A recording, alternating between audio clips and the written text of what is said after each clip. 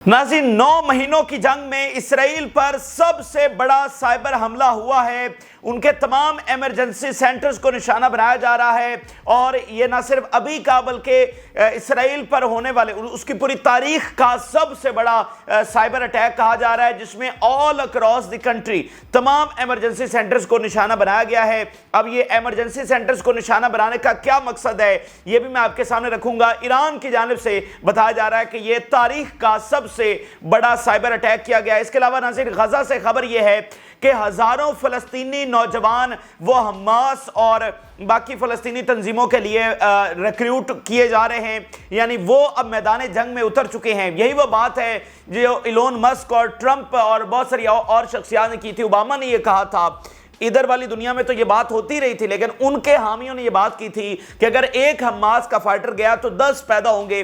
तो वो चंद हजार फाइटर्स को शहीद करने के लिए गए, तो ना वो वाले शहीद हुए बल्कि हजारों की तादाद में जो फलस्तीनी यूथ हैं वो अब गजा में नाज़रीन उन्होंने हथियार उठा लिए और मैदान जंग के अंदर उतर गए हैं। तो ये भी आपको बताएंगे। फिर नाज़रीन, लेबनान से बड़ी खबर ये है कि लेबनान में एक और तंजीम जो है वो सामने आ गई है और उसने इसराइल पर हमले शुरू कर दिए हैं, क्योंकि देखें कि हालात बहुत तेज़ी से बिगड़ रहे हैं। हम बहुत तेज़ी के साथ एक बड़ी जंग की तरफ बढ़ रहे हैं, तो तैयारियां बहुत रूज पर हैं। इसराइल वाली साइड पे भी नेटो को उन्होंने बुलाया है, सारी चीज़ें वो कर रहे हैं। अमेरिकी स्पेशल फोर्सेस आकर यरूशलेम और तिल अवीव में बैठी हुई हैं, नई यूरोपीय फोर्सेस भी आ रही हैं, जंगी बेड़े आ रहे हैं, सारी चीज़ें हो रही हैं। तो इधर वाली साइड पे आपको, जैसे कल आपने खबर आपके साथ हमने शेयर की कि 4 लाख के करीब नई यमनी फोर्स जो है वो मैदान में उतर गई है। तो तैयारियां दोनों तरफ से एक अजीम और फैसला कुन जंग के लिए, ये आलमी इस्लाम का समझ लेके सबसे बड़ा मार्का होने जा रहा है। ये हक्को बातिल का,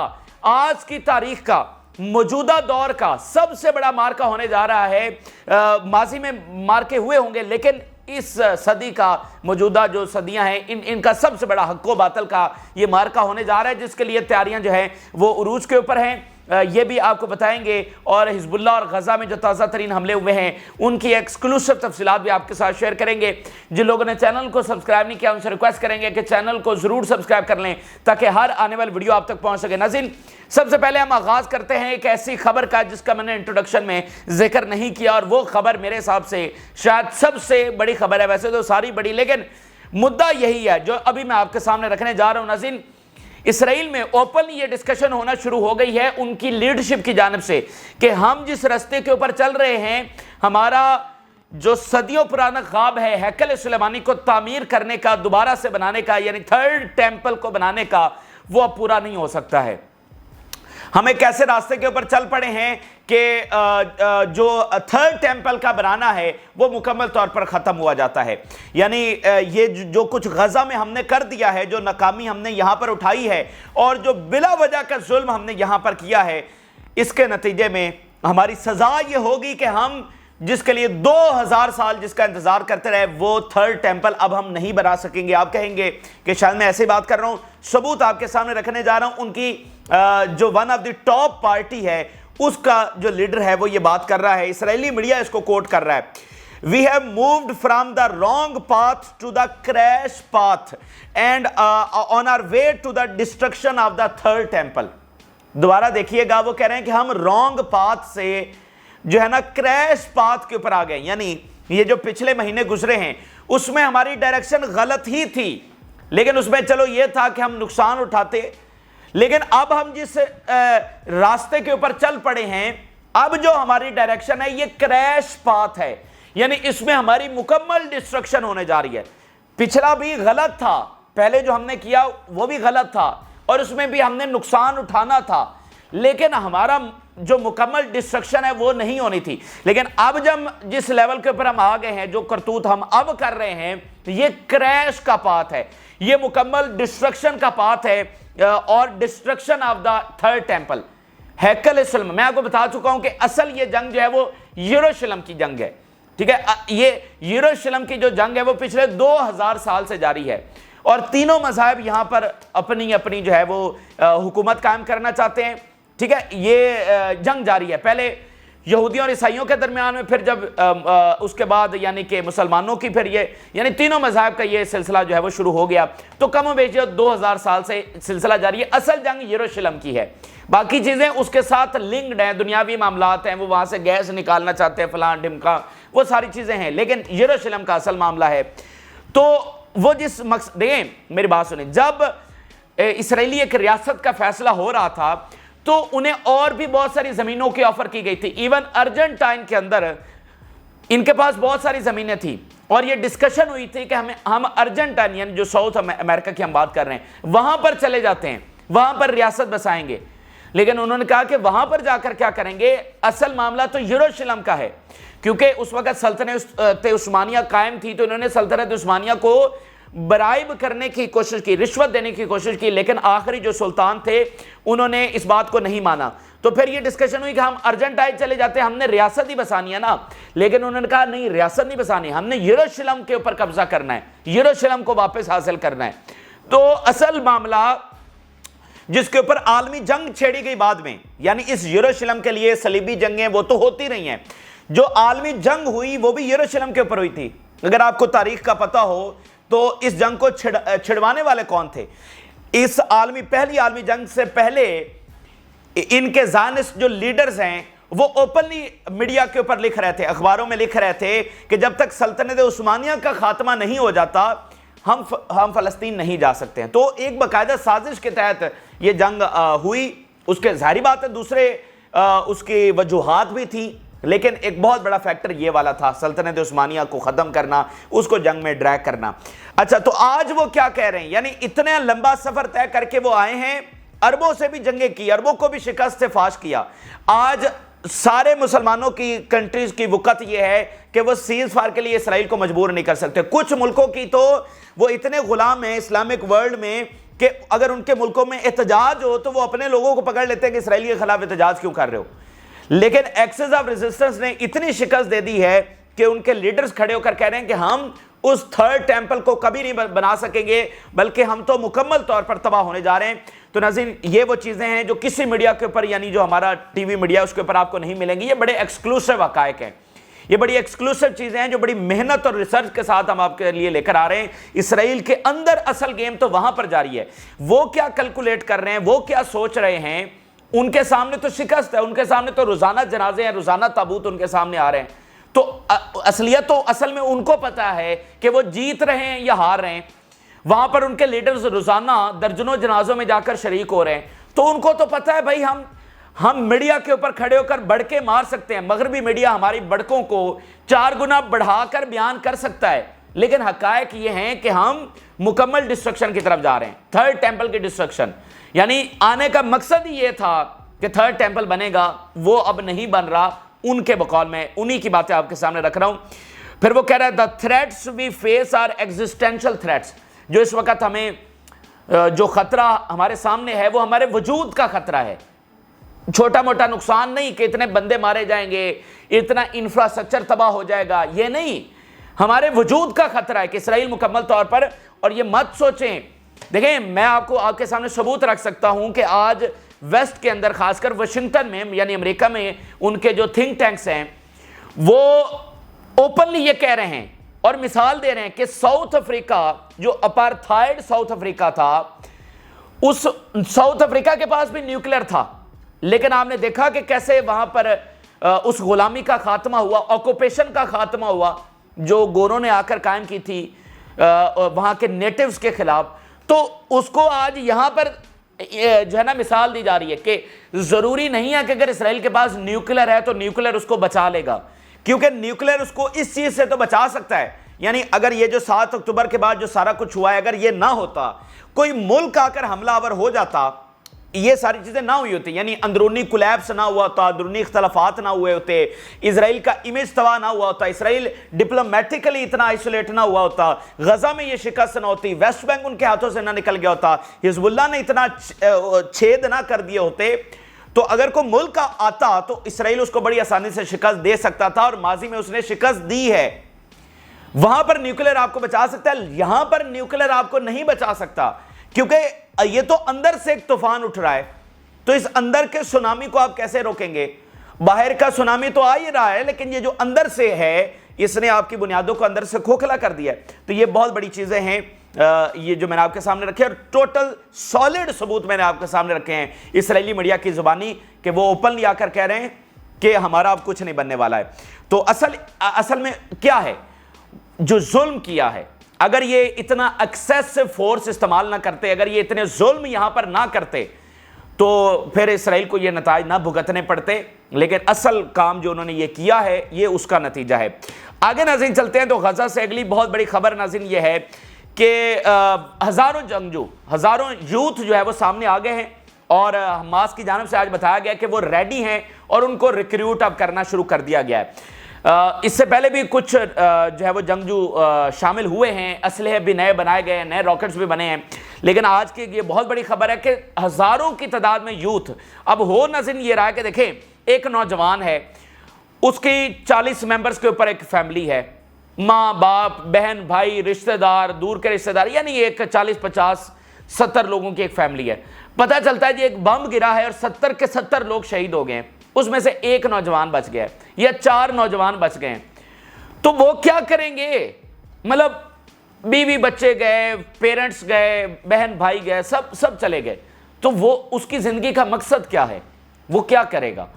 تو بھائی وہ لڑے گا اسے نا، کہ جب ظلم کی انتہا ہو گئی ہے کہ جس کو ہم بیان بھی نہیں کر سکتے، تو وہ نوجوان کیا کرے گا؟ تو آپ دیکھ رہے ہیں کہ وہاں پر کیا کچھ ہوا ہے۔ تو ہزاروں نوجوان انہوں نے کہا بھی ہم ہتھیار اٹھائیں گے، ہمارے پاس کوئی چارہ نہیں ہے۔ آلریڈی 7 اکتوبر سے پہلے بھی جو فائٹرز حماس کے پاس ہیں اور ان کے لیڈرز بھی وہ ہیں جو اپنا سب کچھ قربان کر بیٹھے ہیں۔ آپ دیکھ لیں حماس کے سارے لیڈرز بھی اپنا سب کچھ قربان انہوں نے کیا ہوا ہے۔ تو اس کے اوپر ذرا ثبوت دیکھیے، یہ حماس خود بتا رہی ہے، morale is high and there are thousands of young people who want to join the Al-Qassam brigades and Al-Quds brigades۔ Al-Qassam brigade Hamas کا ملٹری ونگ اور قدس برگیڈ اسلامک جہاد کا ملٹری ونگ۔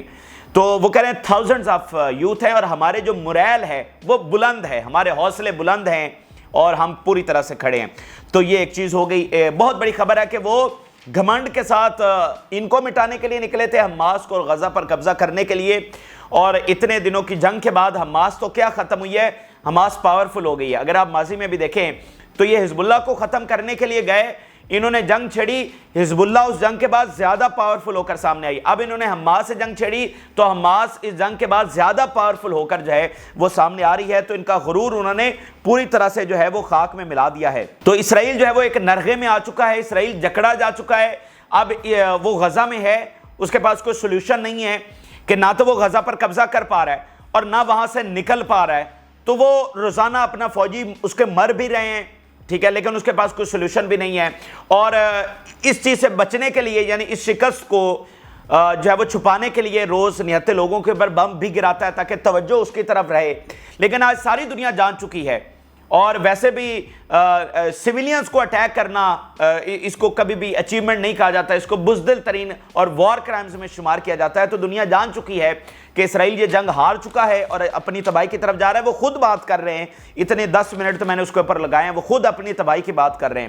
اچھا، اگلی ناظرین جو خبر ہے وہ بہت بڑی خبر ہے، یہ بھی ایک تاریخی ایک واقعہ ہوا ہے، تاریخی حملہ ہوا ہے اسرائیل کے اوپر۔ ناظرین، تاریخ کا سب سے بڑا سائبر اٹیک کیا گیا ہے۔ اس سے پہلے سائبر اٹیکس ہوتے رہے 7 اکتوبر سے پہلے بھی، لیکن بہت کم 7 اکتوبر کے بعد ہمیں بہت سارے سائبر اٹیکس میں اضافہ دیکھنے کو ملا، اور پچھلے دنوں میں ایک بہت بڑا سائبر اٹیک ہوا تھا، اور وہ ایران کی جانب سے اسرائیل پر کیا جانے والا سب سے بڑا سائبر اٹیک تھا۔ اس میں ایک ہاسپٹل کے اوپر اٹیک کیا گیا، سائبر اٹیک۔ اب یہ دیکھیے ہاسپٹل کے اوپر کیوں کیا گیا، ان کا ایک جو مرکزی ہاسپٹل تھا اس کے اوپر سائبر اٹیک ہوا اور وہاں سے سارا ڈیٹا نکال لیا گیا۔ اب ہاسپٹل کے اوپر یہ ایران کی تاریخ کا، مطلب ایران اور اسرائیل کی جو معاملات ہے اس میں ایران کی جانب سے اسرائیل پر ہونے والا سب سے بڑا سائبر اٹیک تھا۔ دراصل ایران نے کیا کہ ان کے فوجیوں کی معلومات وہاں سے نکال لی، کیونکہ ان کے فوجی بہت بڑی تعداد میں مر رہے تھے اور زخمی ہو رہے تھے۔